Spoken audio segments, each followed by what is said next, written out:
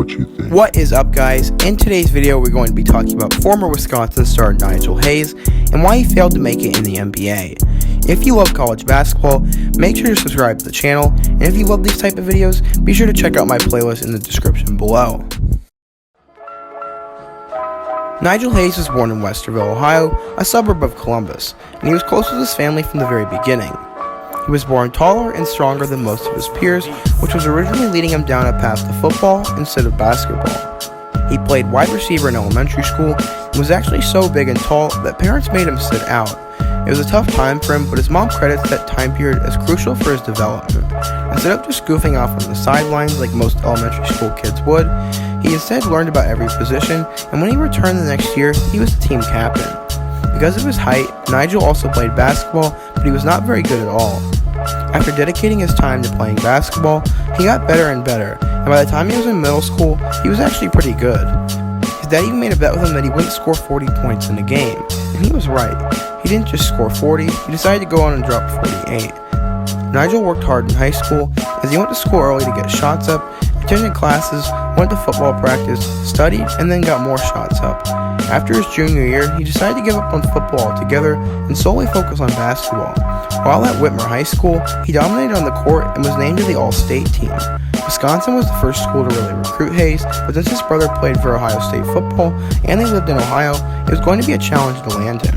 Nigel was a very loyal person though, and he committed to Wisconsin and was officially a Badger. According to 24/7 Sports, Hayes was a 3-star recruit, number 32 power forward, and number 137th overall player in the class of 2013. Under head coach Bo Ryan, Wisconsin returned an ultra-talented team that included Frank Kaminsky, Sam Decker, Travion Jackson, John Gosser, and Ben Brust. They're expected to be a tournament team, and they started out the season ranked number 20. The Badgers started out the season 13-0, and Hayes went from a bench warmer to a role player pretty quickly. As they got into Big Ten play, the team became streaky. They won their first 3 games, including a career-high 19 points in a game against Northwestern. They lost 5 of their next 6 games, but that would be the low point of the season. From there, they won their next 8 games before losing to Nebraska in the conference finale.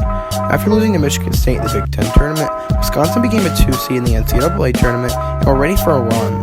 It started out with the 15 seed American University, then they went on to beat the 7 seed Oregon, 6 seed Baylor, and the 1 seed Arizona in overtime. They made it to the Final Four and found themselves up 2 with just a few ticks left.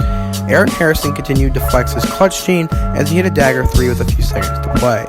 After a timeout, Travion Jackson missed a game-winning shot, and the season was over. On the year, Hayes averaged 7.7 points, 2.8 rebounds, and were out to being named to the All-Big Ten freshman team and the Big Ten Sixth Man of the Year. Going into his sophomore year, Wisconsin lost Ben Brust, but picked up Ethan Happ on the recruiting trail, so they're expected to be title contenders. They began the season ranked number 3, and they kept that spot until they lost to Duke in the ACC Big Ten Challenge. Little did they know that they would meet again with much more on the line. The Badgers went into Big Ten play with a 12-1 record, and Nigel was becoming the 3rd scoring option on the team. They had gone to win 16 of their 18 Big Ten games, with their only losses coming to Rutgers and Maryland. I know, weird. They were both regular season and Big Ten tournament championships, and they finished with a 31-3 record going into the NCAA tournament. Kentucky was still undefeated at the time, and crazily enough, they weren't even the blue blood they should be worried about. They beat Coastal Carolina in the first round, and took care of Oregon in a rematch from last year. They went on to beat North Carolina and Arizona, and found themselves back in the Final Four. This time it would be against the 38-0 Kentucky Wildcats. The game had so much on the line with Kentucky's record and the results of last year's game for Wisconsin, and it ended up living up to the hype. In one of the best games of the century, Wisconsin got revenge and took down the Wildcats. They got to the title game, and once again it was close and came down to the end, but Julio Okafor's Blue Devils got the best of them and once again ended their season. On the year, Hayes averaged 12.4 points and 6.2 rebounds while shooting 50% from the field and becoming a member of the All-Big Ten third team. As a junior, Wisconsin lost a lot of their star power, but new players would emerge. The Badgers brought back Hayes, Bronson Koenig, Zach Showalter, Vito Brown, and Ethan Happ. After starting the season ranked number 17, they blew their first game to Western Illinois, and people were immediately concerned. To add to that, Bo Ryan decided to retire, and assistant coach Greg Gard was now the new head coach. They ended up going into Big Ten play with an 8-5 record and fading hopes of another NCAA bid.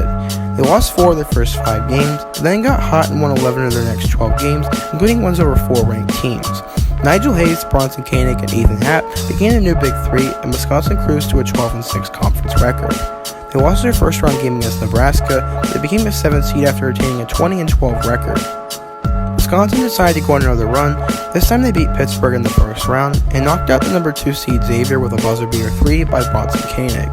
They ultimately met their match against the number 16 Notre Dame in the Sweet 16, but with how their season started, it was a success. On the year, Hayes became the team's best player as he averaged a career-high 15.7 points, 5.8 rebounds, and 3 assists while becoming a member of the All-Big Ten first team. Going into the final season, Wisconsin returned the same group as last year, and preseason expectations were high. They began the season ranked number 9 and started the season 11-2, with losses coming to Creighton and North Carolina. Once again, Hayes, Koenig, and Happ became the Big Three of the team, and they opened up Big Ten play on a tear. They won 10 of their first 11 conference games and climbed as high as number 7. Success was short-lived though, as they lost 5 of their next 7 games and finished with a 12-6 Big Ten record. After losing in the Big Ten championship game, they finished with a 25-9 overall record. Because of their poor finish to the season, they were given an 8 seed in the tournament. After defeating Virginia Tech in the first round, they were matched up against the number 2 seed Villanova. With the game tied, they put the ball in Hayes' hands, and he delivered with a huge reverse layup, and Wisconsin completed the upset. The drama wasn't over yet, as in their Sweet 16 matchup against Florida, Zach Showalter hit a huge 3 to send the game to overtime. After a crazy overtime period, Florida's Chris Chiozza ended Nigel's career with a crazy 3 at the buzzer. For his senior year, Hayes averaged 14 points, 6.6 rebounds, and 2.7 assists while shooting 45% from the field. Hayes finished his career as one of the best and most winningest players in school history, but would he make it to the next level? As a prospect, Hayes was considered a smart player who could play defense and hit threes, but his limited athleticism and overall potential led him to go undrafted in the 2017 NBA draft.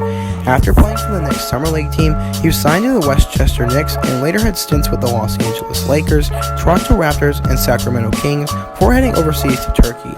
He currently plays in Lithuania and hopes to get back to the NBA someday. Hayes was an outspoken critic of the NCAA, while also being a poster child of what college basketball should be about. He played all 4 years, was a member of the all-academic team, and got better each year he played. He was never going to be an NBA player, but I'm glad to see he has made the most of his career and is making money playing the sport he loves. I hope you guys enjoyed today's video, and if you did, make sure to hit that like button and check out my other videos on both the screen and in the description below.